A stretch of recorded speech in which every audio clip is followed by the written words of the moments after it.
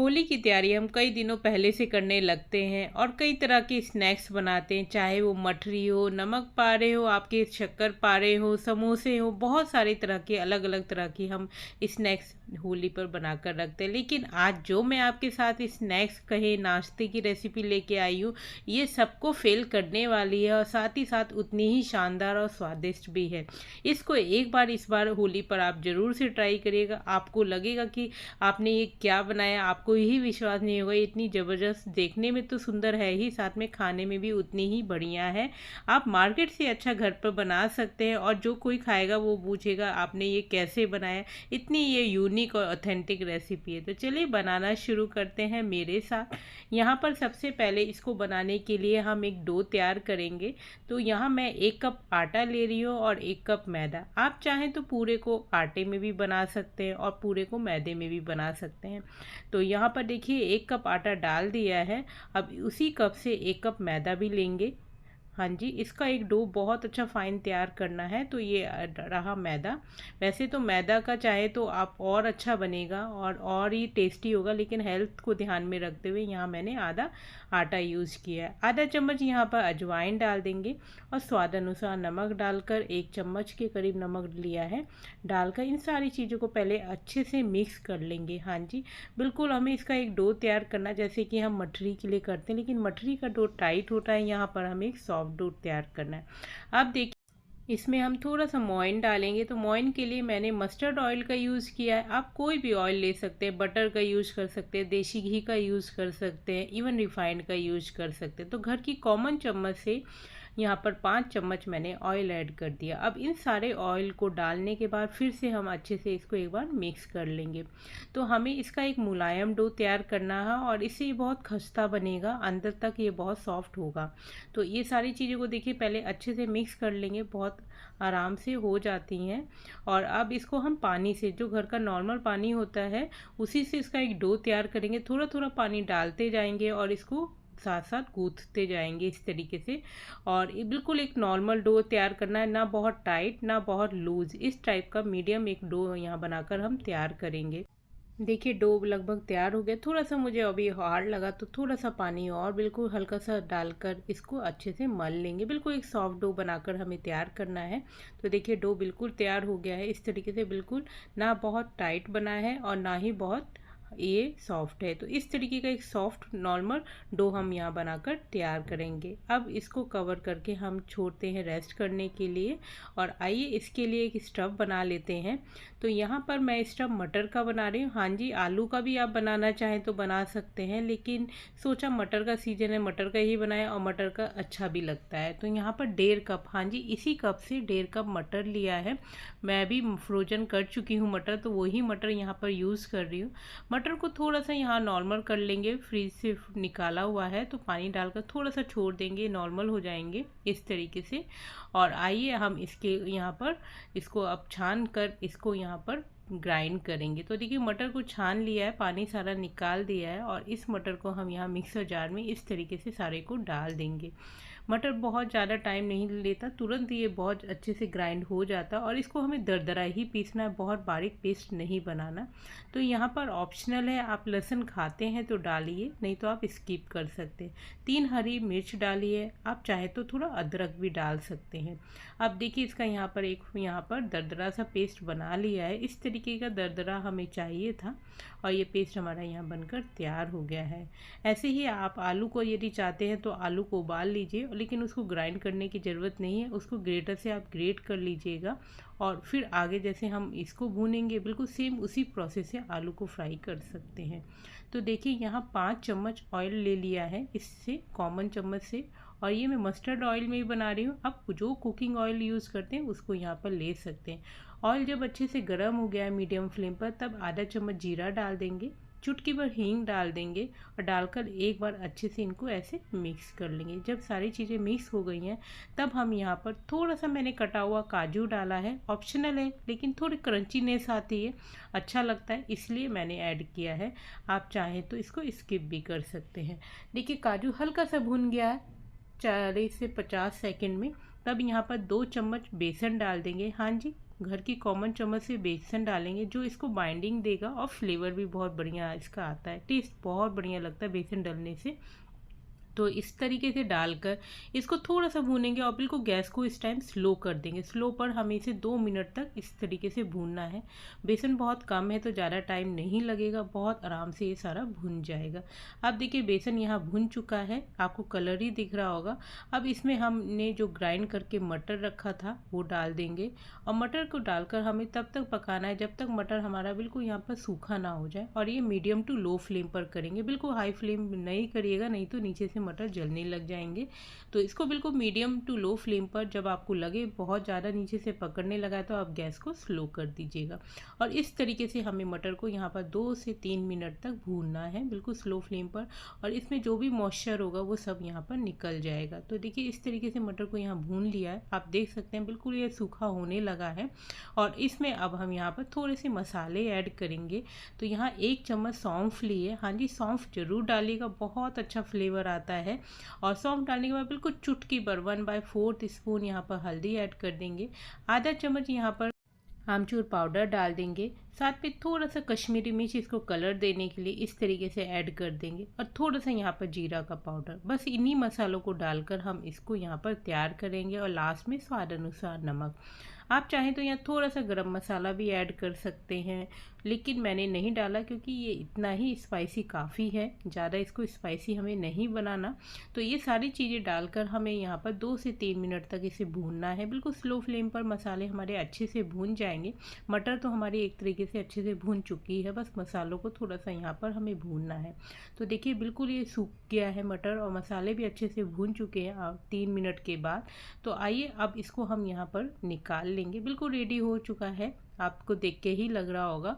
अब इसको क्या करना है मैं आपको दिखा रही हूँ। देखिए इस तरीके की हमें यहाँ पर स्टफिंग चाहिए थी और ये बहुत अच्छी स्टफिंग बनी। इसे आप चाहे तो कचौड़ियों में भी भर सकते हैं, चाहे तो पूरी बना सकते हैं, चाहे पराठे बना सकते हैं, किसी में भी ये स्टफिंग मटर की जाएगी तो टेस्टी ही बनेगा और फ्लेवर और इन्हेंस करेगा। तो अब इसको हम यहाँ एक बर्तन में निकाल लेते हैं इस तरीके से और इसको ठंडा कर लेंगे। तो सारे स्टफ़ को यहाँ निकाल लिया है इस तरीके से। और ये मटर की है तो बहुत ही अच्छा फ्लेवर आता है। तो एक बार ज़रूर मटर की ही बनाइएगा, मैं तो बोलूँगी आलू का तो हम अक्सर बनाते हैं, एक बार मटर की बनाइएगा। आप देखिए ये बिल्कुल ठंडा हो चुका था। इसकी छोटी छोटी, नींबू से भी छोटी, मतलब नींबू का भी आधा हमें लेना है, इतनी छोटी बॉल बनाकर तैयार करनी है इस खस्ता को बनाने के लिए। इस तरीके से छोटी छोटी मैं आपको साइज बता रही हूँ। देखिए इस तरीके से बिल्कुल छोटी बॉल बनाएंगे ना तो बहुत आराम से फिट हो जाएंगी खस्ते में और कहीं से फूटेंगी भी नहीं। तो इस बात का ध्यान रखिएगा कि हम छोटे छोटे साइज़ के लें। तो देखिए इसी तरीके से हम सारी बॉल पहले बनाकर रख लेंगे इसको इस तरीके से मटर की। और बहुत बेसन पड़ने से ये बहुत अच्छे से बाइंडिंग भी हो रही हैं चीज़ें।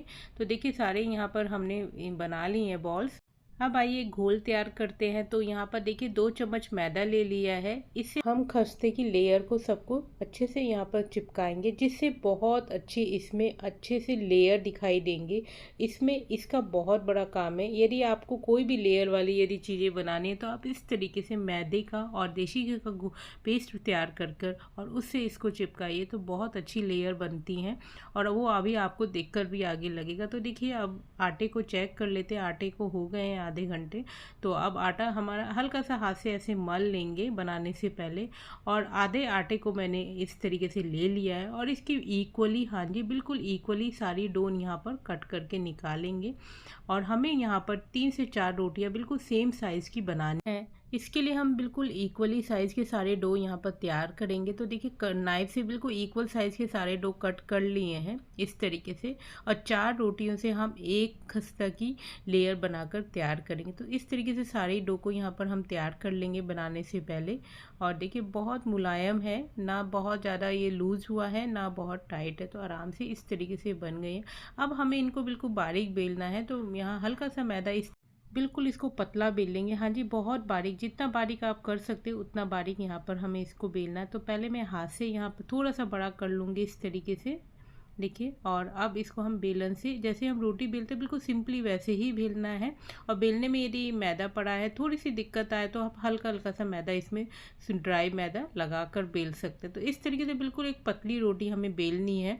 इवन मैं तो बोलूँगी 4 रोटियाँ बिल्कुल इस तरीके से पहले बेल लीजिए आप, बिल्कुल बारीक पतली। और मैं अब आपको इसकी थिकनेस दिखा, देखिए कितनी बारीक है। इस तरीके से बिल्कुल बारीक हमें बेलनी है, तभी ये बहुत अच्छे खस्ता बनते हैं। ऐसी थिकनेस हमें रखनी है। तो चारों रोटियों को हम पहले बेल लेंगे इसी साइज़ की और इतनी ही पतली। तो देखिए एक बिल गई है, दूसरी को यहाँ मैं बेल रही हूँ इस तरीके से। और इस तरीके से देखिए ये हमारी दूसरी भी बिल गई। बिल्कुल बारीक हमें बिल्कुल बेलना है। और देखिए अब इस तरीके से सारे यहाँ हम बेल लेंगे। और ये भी देखिए उतने ही पतली बेली है और उतनी ही बड़ साइज़ की बेली है। तो यहाँ देखिए ये हमारी दूसरी भी तैयार हो गई। और अब इस तरीके से चारों को तैयार करने के बाद सबसे पहले एक रोटी को हम नीचे ऐसे रखेंगे। और जो हमने पेस्ट बनाकर तैयार रखा था देसी घी और मैदे का, उसको हाथ से ही लगाइएगा, स्पून से अच्छे से नहीं लग पाता। चारों में अच्छे से बिल्कुल फैला दीजिएगा बहुत अच्छे से। और इसके बाद थोड़ा सा सूखा मैदा डाल दीजिए, या सूखा आटा भी आप ऊपर से स्प्रिंकल कर सकते हैं। तो इस तरीके से स्प्रिंकल कर देंगे। और इसके ऊपर अब हम दूसरी रोटी को डालेंगे। इसी तरीके से हमें सारा प्रोसेस 4 रोटियों तक का करना है। तो देखिए दूसरी रोटी डाल दी है। और उसके बाद अब देखिए इस हाथ से ऐसे हम दबा देंगे। और दबाने के बाद फिर से हमें वही घोल लगाना है। और इसके ऊपर फिर हम सूखा मैदा या आटे को यहाँ पर स्प्रिंकल करेंगे इस तरीके से। अब देखिए इसमें हम तीसरी यहाँ पर रोटी को ऐसे इसके ऊपर अब डालेंगे सूखा मैदा छिड़कने के बाद। और देखिए इस तरीके से हमारी 4 लेयर की यहाँ पर बहुत अच्छी खस्ते बनकर तैयार होंगे। आप चाहें तो 5 रोटी का खस्ता बना लीजिए, 6 रोटी का। तो ये देखिए तीसरी और उसके बाद चौथी। और चौथी के ऊपर से हम बेलन से ऐसे इसको बेल कर थोड़ा और बड़ा करेंगे। अब ये काफ़ी मोटी है और इसको हमें और बड़ा करना है। तो इस तरीके से इसको बिल्कुल बड़ा कर लेंगे। अभी आप साइज देखिएगा, जो हमने पहले बेला था और अब इसका साइज बहुत बड़ा हो जाएगा। तो देखिए इस तरीके से इसको पूरे को बेलना है। और देखिए बिल्कुल ना बहुत मोटा ना बहुत पतला। अब क्या करना है, नाइफ से हमें इसको स्क्वायर शेप में इसको कट कर लेना। और इसकी जो साइड की एजेस हैं उनको अलग कर देंगे। तो देखिए साइड की एजेस इस तरीके से हम निकाल लेंगे। देखिए बहुत ईजिली आराम से बन जाती है। देखने में लगता है मुश्किल, लेकिन तरीका बहुत सिंपल है। आप चाहें तो कभी भी ईजिली बना सकते हैं। तो देखिए निकाल लिया है और ये बिल्कुल हमारा स्क्वायर शेप में बनकर तैयार हुआ है। इससे हम 4 बनाएंगे। आप के ऊपर डिपेंड करता है आप किस साइज़ की इसको खस्ते को बनाना चाहते हैं। आप इससे भी छोटा चाहते हैं तो आप इसमें 6 बना सकते हैं। लेकिन मैं यहाँ पर थोड़े से बड़े और नॉर्मल साइज़ जो होता है खस्ते का इसका, वही साइज़ रख रही हूँ। तो एक पे 4 बनेंगे। और देखिए इसके ऊपर यहाँ पर 2 चम्मच मैदा और 2 से 3 चम्मच पानी डालकर एक घोल तैयार करेंगे, जो इसकी साइड की एजेस को चिपकाने में हेल्प करेगा। इसी टाइप का हम घोल बनाकर गुजिया को भी चिपकाते हैं, सेम वही तरीका है। तो आप देखिए ये बिल्कुल थिकनेस आप चेक कर लीजिए, इसी टाइप का हमें यहाँ पर चाहिए था। अब इसके ऊपर जो हमने स्टफ़ की बॉल बनाकर रखी थी वो रख देंगे इस तरीके से चारों पर। और अब ये देखिए बॉल बिल्कुल साइज़ ठीक था, बिल्कुल अच्छे से स्टफ़ हमने बनाया है और साइज़ बिल्कुल परफेक्ट लिया है। तो ये आराम से इसमें फिल भी हो जाएंगे। तो अब इसके साइड में हमें घोल को, जो हमने मैदे का और पानी का घोल बनाकर रखा है, डाल चारों तरफ लगा देंगे। और इस तरीके से इसकी ऐसे 2 एजेस को ऐसे पकड़ के हमें चिपकाना है। बिल्कुल ऐसे ही आप करिएगा, बहुत ईजिली हो जाएगा, कोई दिक्कत नहीं होगी। और इसी तरीके से हमें दूसरी साइड की भी दोनों एजेस को थोड़ा सा घोल लगा कर पहले फैला लेना है, जिससे ये चिपकेंगे, बिल्कुल भी आपका स्टफ़ बाहर नहीं निकलेगा और बहुत अच्छे से बाइंडिंग रहेगी। तो देखिए दूसरी साइड को भी ऐसे हम यहाँ पर चिपका लेंगे। और इसी तरीके से हमें ये जो 2 हमारी साइड बची हैं उनको भी चिपका लेंगे, बहुत आराम से चिपक जाती हैं।